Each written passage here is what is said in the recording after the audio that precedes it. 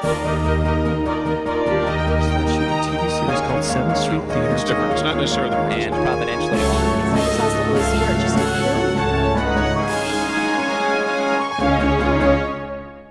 Hello, this is Cheryl Ariaz Wicker with Christian Movie Connect, and today we're going to visit with Gary Voelker, the owner of Experience Studios, that does a lot of visual effects and those types of things for movies, and then you also make movies. Right. We're a full-fledged production company, so we cover the whole gamut from pre-production through production and post-production. We do a lot of visual effects work for films, opening title sequences, that sort of thing, and then of course, editing, and then of course production of our own films and other projects. So we're pretty busy these days. Okay. Well, I normally talk with, people who are, the producers of features and directors and screenwriters and stuff like that. But I don't spend enough time talking with people that do some of that other background stuff that's kind of mysterious. People don't totally understand exactly what it's all about. So kind of explain, because I've heard some really good things about your work, that you're kind of, really a specialist in this area. So what is the special skill that it takes to do good work in this area that you could, share with people?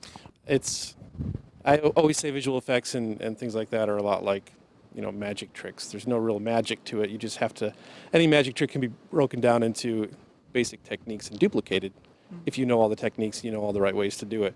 So I guess it's just been years of doing the work and trying different things and learning all the different ways to create a certain visual effect, whether that's something that's practical or something that's, more of a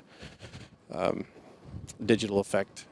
And it's just, you have to have an eye for detail, and you got to do it enough to be good at it, I guess.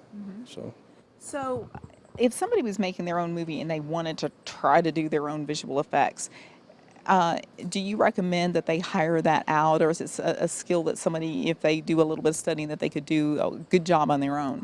Well, there is quite a bit of a learning curve, especially with some of the software that I use. So diving into it might be a little bit daunting to just say, hey, let's do our visual effects. So, it's something that it's taken me a while to get good at. Everybody has to start somewhere. But through the years, you sort of accumulate a skill set, and you figure out how to do certain effects and certain things, and then you just add that to your repertoire. So sometimes it's easier to go to somebody who has that experience, because then chances are whatever you need done, they're going to be able to do, and be able to do it quickly and do it really well. Well, and you do, you're kind of all over the place doing a lot of different things. I've been seeing you all over the place in California shooting things and competing in the 168. So tell me about the latest film that you did with the 168 film project. Well, the last film that I wrote, produced, and directed was called Breaking, and it was done for the 168 in LA this year. And produced that with Paula Wood, who is excellent, just a phenomenal producer. And a ball of energy. Yes, absolutely. She's such a joy to work with, and she's such a great lady.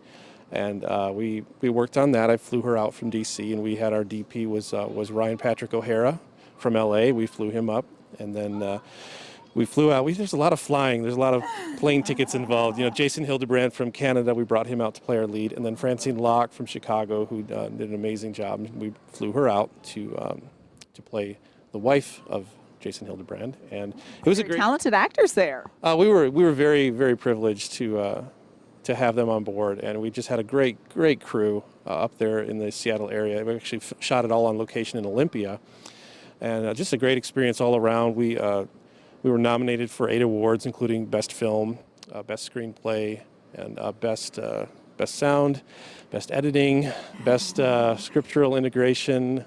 Let me think. I know there's another one I'm missing. Best Supporting Actress, Francine Locke. Okay. So that was a big one. So yeah.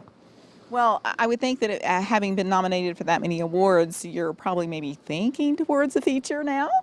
Oh, absolutely. I've been thinking about doing that for a while. And, I think it's good to get established doing short films.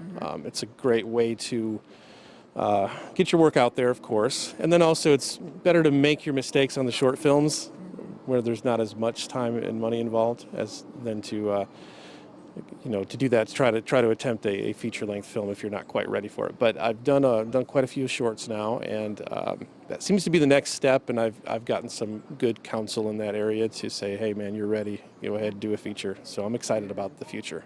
That is so neat. Well, I'm going to be looking for a feature by Gary Voelker, and I know it's going to be good. Okay. Thank you so much for being with us. Thank you, Cheryl. Okay. And thank you for watching Christian Movie Connect.